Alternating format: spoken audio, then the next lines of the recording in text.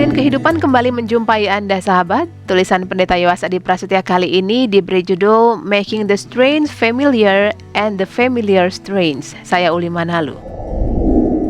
Sahabat, sebagian besar perjumpaan kita dengan sesama berlangsung di dalam ruang keseharian. Orang-orang yang kita jumpai itu ada yang kita kenal dan lebih banyak lagi yang tidak kita kenal. Kata kenal pun terkadang terlampau berlebihan, sebab kita tak sungguh-sungguh memiliki relasi yang intim dengan orang itu. Kebanyakan kita hanya pernah bertemu dengan mereka di suatu tempat misalnya, entah sekali atau beberapa kali. Kebanyakan hanya kita ketahui namanya atau sedikit informasi lainnya tentang orang tersebut. Maka tak usah terlalu percaya jika ada orang yang berkata dengan bangga, "Oh, saya kenal baik dengan Pak Anu," sambil menyebut nama seseorang yang tersohor. Sebab kenal baik yang dimaksud sangat mungkin tak sebaik yang kita duga. Namun yang pasti setiap kali sebuah perjumpaan terjadi, pengenalan kita pada orang lain yang kita jumpai itu memang bertambah. Kehadirannya kadang sudah kita duga, namun tak jarang berlangsung secara mengejutkan. Apapun itu, kehadiran sesama dalam ruang keseharian senantiasa menjadi sebuah interupsi terhadap kesendirian spiritual kita. Sahabat, interupsi selalu mengandaikan keantaraan dan sekaligus keterpecahan. Interupsi memotong alur dan keteraturan sekaligus menghubungkan dua atau lebih pihak. Interupsi dapat mencegah terjadinya sesuatu agar sesuai dengan rencana, sekaligus ia membuka sebuah kemungkinan baru. Ingatlah saat-saat perjumpaan dengan seseorang yang menginterupsi hari Anda.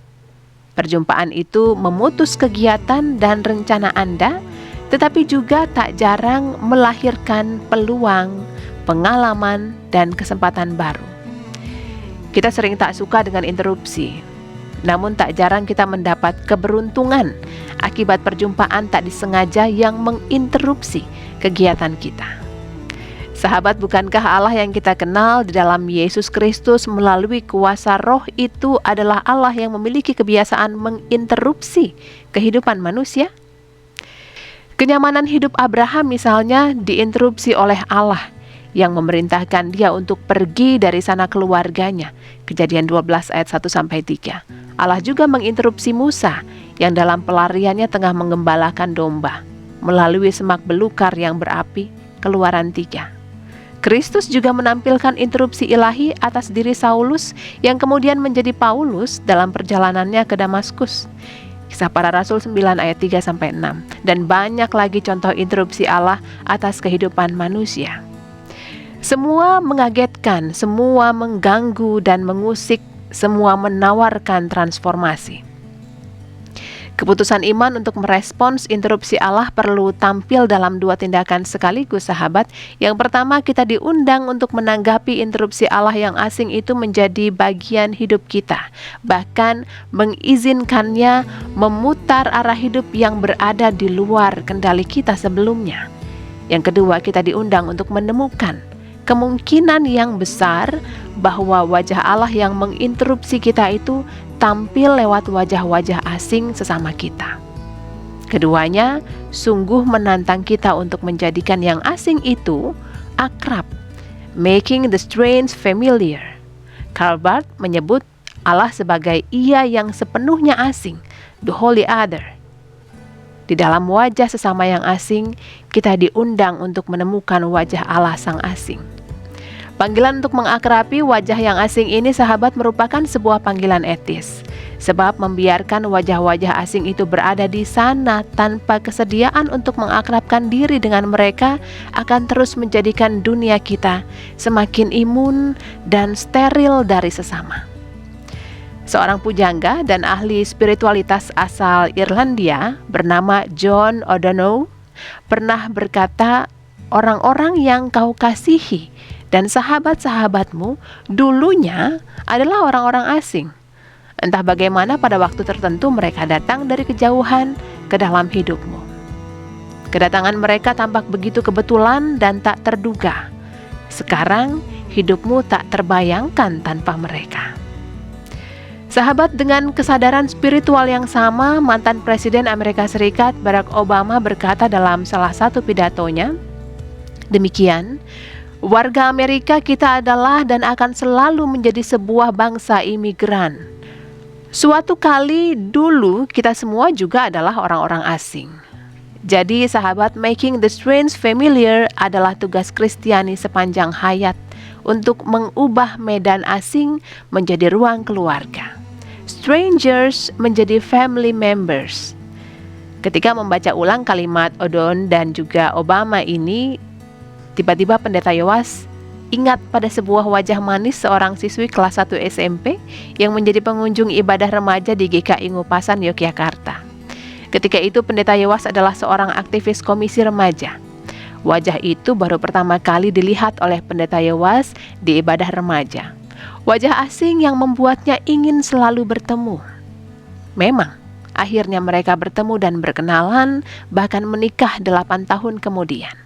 Sophie namanya. Sahabat, Pendeta Yowas melanjutkan refleksi ini dengan membalik proses familiarisasi atas yang asing ini. Undangan etis kita bukan hanya making the strange familiar, namun juga making the familiar strange. Mengapa demikian? Relasi-relasi baru memang tercipta ketika yang asing menginterupsi kita dan kita merengkuh mereka ke dalam ruang kehidupan kita serta mengakrabi mereka. Akan tetapi bagaimana dengan mereka yang sudah familiar? Tak terbilang Pendeta Yowas melihat relasi yang berubah menjadi basi dan tawar hanya karena kita bersikap take for granted pada mereka yang akrab dengan kita. Sikap semacam ini lazim kita jumpai dalam relasi yang sudah berjalan lama dan wajar. Kita berasumsi telah mengenal mereka sedalam-dalamnya hingga kita mengambil sikap atau keputusan dengan pengandaian kita bahwa mereka tak akan keberatan dengan sikap atau keputusan kita tersebut. Sahabat, tugas making the familiar strange sesungguhnya adalah sebuah komitmen untuk secara berani melihat bahwa mereka yang akrab dengan kita sesungguhnya tetap orang asing. Mereka tak berada dalam genggaman kita. Mereka terus-menerus setiap detik dan setiap hari menampilkan sisi misteri yang mengejutkan kita, menginterupsi kita. Ia yang kita sangka telah kita kenali sepenuhnya, ternyata setiap pagi menampilkan kebaruan yang mengejutkan kita. Sahabat, jika kita peka dan membuka diri pada interupsi tersebut. Making the strange familiar mengundang kita untuk memperluas daya jangkau perhatian kita pada sesama sehingga lingkaran relasi kita meluas. Sebaliknya, making the familiar strange mengundang kita untuk memperdalam pengenalan kita pada mereka yang sudah berada di dalam lingkaran relasi tersebut. Yang satu menekankan keluasan, yang lain menekankan kedalaman.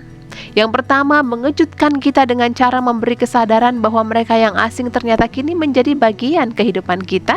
Yang kedua, memberikan kejutan dengan cara menyadarkan kita bahwa mereka yang akrab itu ternyata tak sedangkal yang kita duga. Mereka tetap adalah pribadi-pribadi yang penuh misteri. Yang jelas keduanya menyajikan interupsi ke dalam keseharian kita, sahabat. Ketika itu terjadi, Allah sendirilah yang mengerjakan interupsi tersebut melalui orang-orang tersebut. Satu hal lagi, sahabat, jika demikianlah interupsi menjadi cara kerja ilahi, maka jangan sungkan menginterupsi jalan hidup orang-orang di sekitar Anda. Entah dengan menanyakan kabar mereka, atau sekadar memberikan sebuah senyuman ketika berpapasan. Mungkin saja Allah mengizinkan Anda menyapa mereka, entah ketika mereka dalam situasi sepi atau sedih. Cobalah. Demikian labirin kehidupan kali ini. Sahabat, terima kasih Anda sudah meluangkan waktu Anda bersama kami. Jika Anda membutuhkan naskah cetak lengkap Labirin Kehidupan, hubungi BPK Gunung Mulia. Sekali lagi terima kasih dan sampai jumpa.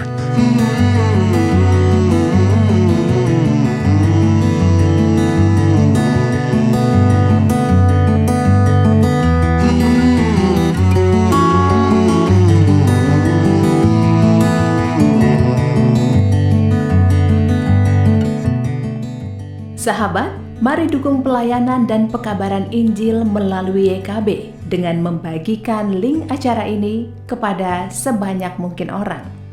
Dukungan juga dapat saudara lakukan dengan mentransfer dukungan finansial ke rekening BCA ke nomor 450 305 2990 450 305 2990 atas nama Yayasan Komunikasi Bersama.